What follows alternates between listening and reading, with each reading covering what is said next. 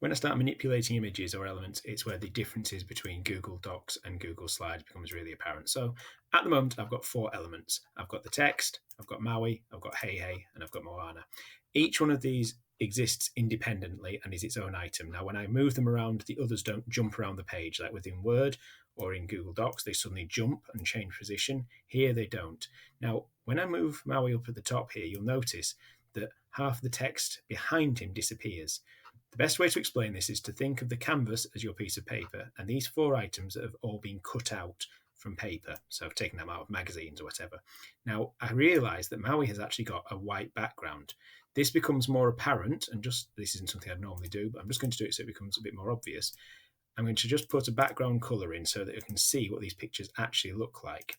You can see that Maui and Moana both have a white background around them. So it's almost like I've cut them out using a rotary cutter and I just cut the square out. The text Moana and Hey Hey actually have got no background. Now, there is an option I can use online where I can clear the backgrounds out from them to make all these pictures behave like Hey Hey and Moana. You notice when I put him there, he just covers up what he covers up. His background doesn't cover anything up. The background colour shows through. So that's something I need to be aware of. It's also something I can use to my advantage at times as well. Now, when I drag Maui up here, he automatically goes over the top of Moana. That's because I'm putting him on top of Moana. If I bring the other way around, the same happens because they are in order. It's not which one I grab first, it's the order that they're in. Now, it's a little fiddly to get to. Once you get your head around it and use the setting, it's really easy. So I'm going to drag Maui up here, and I reckon if I put him over there, I can see that his head will probably be all right. The A should come down to top of his head, and his fish hook should be out of the way over there. But I need to make sure that Moana, the word, comes out above him. So what I'm going to do is I'm going to click on Maui, and with a right click, and if I come down here, one of my options is order. Now, at the moment, he's at the front, so I could send him backwards. That pushes him back a layer. But to be honest, I might as well send him all the way to the back. So now he's below the text of Moana. He's the lowest level, so he's at the bottom of the pile. That means that I can have him sitting underneath Moana there, and he's not getting rid of the A or covering anything up because Moana's not got a background. Moana covers it up nicely, the text. Now, just to show with the background, that looks a little bit silly, so I'll get rid of my background now, and we'll just make it a transparent or a white background again. So suddenly you can see the effect that has. Hey Hey was more useful because he had no background, so you can go wherever and it doesn't really matter. I could bring Moana forward a little bit. Again, I've got the same issues with her, but she'll fit over there quite nicely. If I bring the chicken down here, again, because they're elements, I can edit them and adjust them, so I can rotate them. I seem to remember the chicken spent most of his time upside down at various points, so I could have him up like that. They don't have to be rigidly fixed into 90-degree angles either. You can have them at all sorts of different angles. You can use the corner element to grab them and move them around a bit. If you're doing anything really fancy and you want them to move together, so I decided actually I really like the position of the chicken and I really like the position of him, or I really like the position of the text and I really like the position of him. If I press and hold Control and then click on the second item, I've now got both items selected together.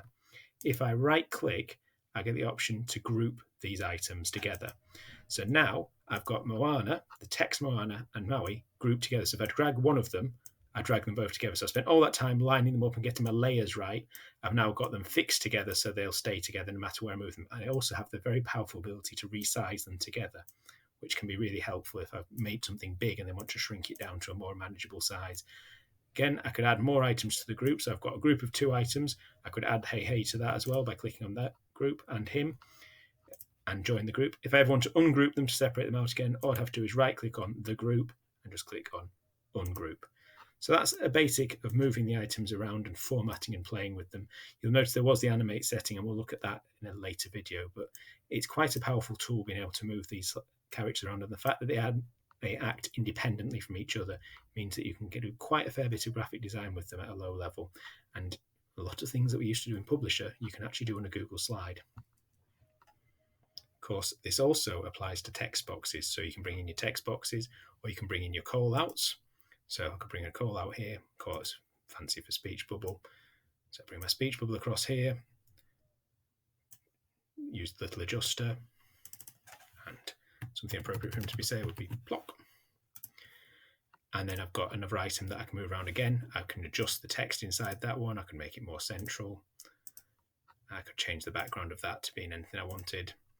And again, it might make sense to group those two together.